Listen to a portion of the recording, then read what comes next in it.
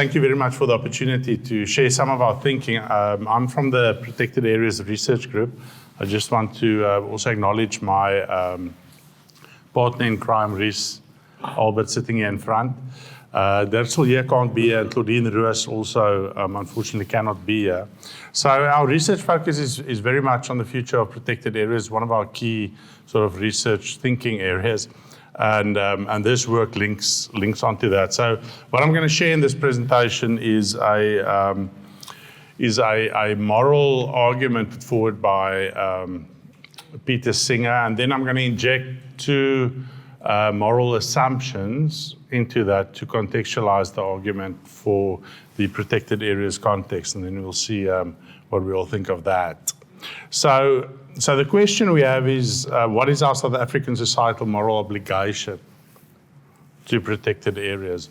And we turn to this paper, which the first time I came across this paper was actually as a planning student 25 years ago. We did a module on planning ethics. And it's a paper by Peter Singer, Famine, Affluence, and Morality, that really resonated with me at the time. And then the paper is essentially about moral obligations and moral equivalence, which we'll get to. It was written within the context of famine in India in the 70s, and Peter Singer was reflecting. He's an eco-ethicist. He was with Princeton University. He's now in Melbourne. But he reflected on what's the moral obligation of the developed world towards dealing with these global famines or global catastrophes. There's just two important concepts that I just need to clarify before we get to Peter Singer's moral argument. The one is a supererogatory action, which is an act that would be good to do, but not wrong if you don't do it. It's typically giving money to charity. It's good if you do it. If you don't do it, you're not judged by society if you don't do it.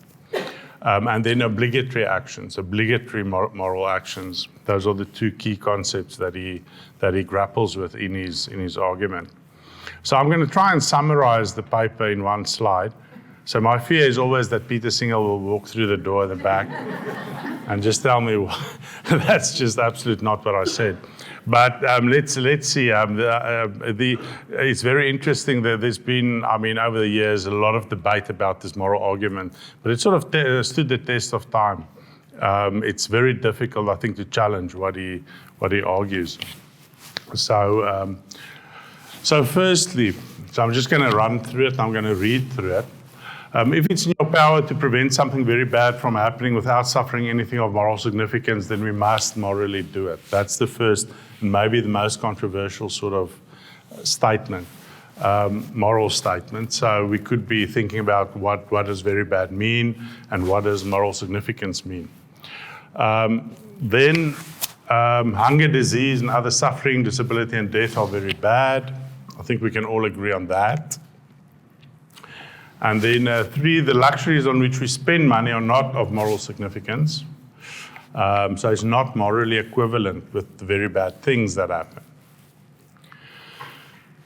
By donating money to relief agencies like Oxfam, we could prevent hunger, disease, and other sources of suffering, disability, and death. In other words, we have a moral obligation to donate the money we spend on luxuries to relief agencies. That's the basic moral argument. And it would have been interesting to have a bit of a discussion on this and workshop this. It's really difficult to challenge, but there's quite a bit of writing on that if you are interested discussing this. But this is what so we went back to this moral argument and said, well, what can we learn from this? How can we apply this within the protected areas context?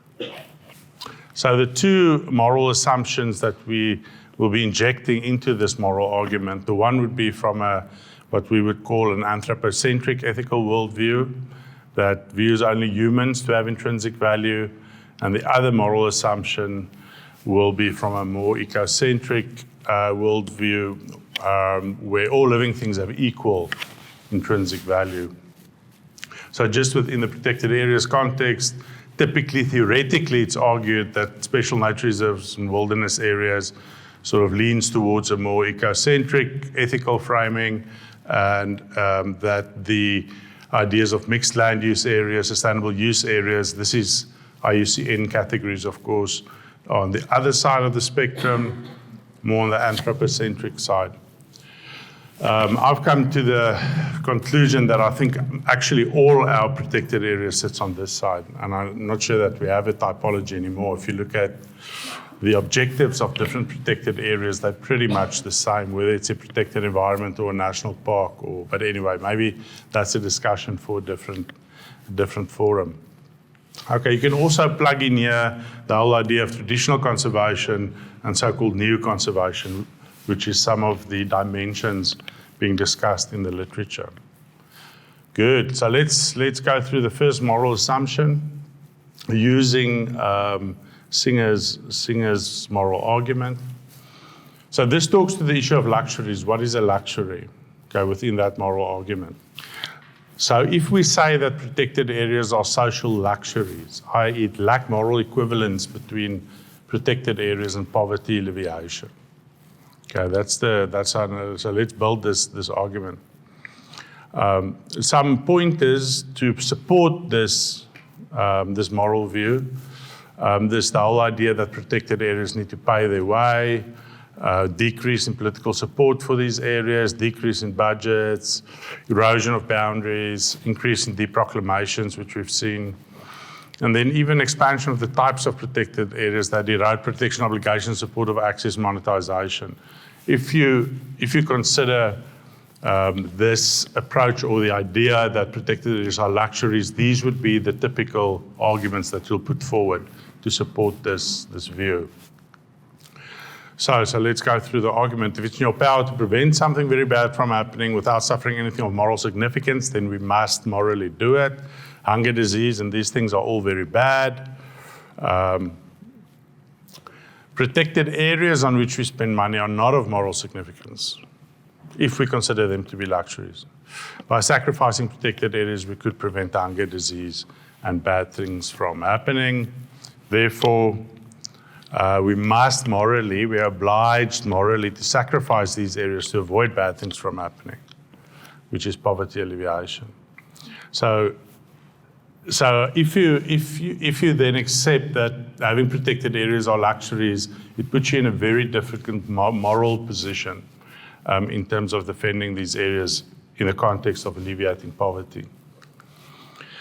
The moral assumption 2, which is on the ecocentric side, would argue that losing protected areas is a very bad thing. We've got this 30 by 30 idea. There's a lot of persistence of fortress conservation thinking. There's many NGOs, I think, that sort of support this view, so it's also out there. So again, if it's in your power to prevent something very bad from happening without suffering anything of significance, then we must morally do it. Losing protected areas is very bad. The luxuries in which we spend money are not of moral significance. Therefore, by donating money to conservation agencies, WWF, we could prevent losing protected areas. We therefore must donate the money we spend on luxuries to conservation agencies. This is the other side of the moral argument. Everybody's just agreeing, and I just see that's great. Okay. Unfortunately, we haven't solved anything because we just got two polarizing moral views here. Okay, so what does this mean for framing of policy? So what is our South African societal moral obligation to protected areas? So we know that anthropocentrism dominates policy. We've done quite a bit of work on this. We are essentially in an anthropocentric policy paradigm that is explicit in our law. So if we ask the questions, are protected areas a societal luxury? If we say yes, then we have no moral basis to sustain them, and we are morally obliged to sacrifice them.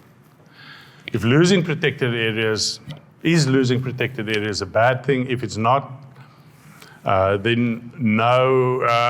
If no, then we have no moral basis to sustain them, and we are morally obliged to sacrifice them also. So in conclusion, what is our South African societal moral obligation to protected areas? I should have, just to avoid controversy, I should have put a question mark there. Okay.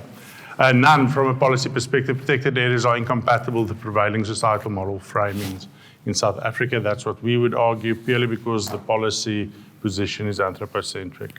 And yeah, I suppose that's now up for discussion. Yeah, so we wonder if protected areas, and maybe it's a 150-year-old concept, maybe it's had its shelf life, and yeah, maybe we're moving on to other things, which is, we're just talking from a policy moral perspective. Okay, thank you very much. I think that's that.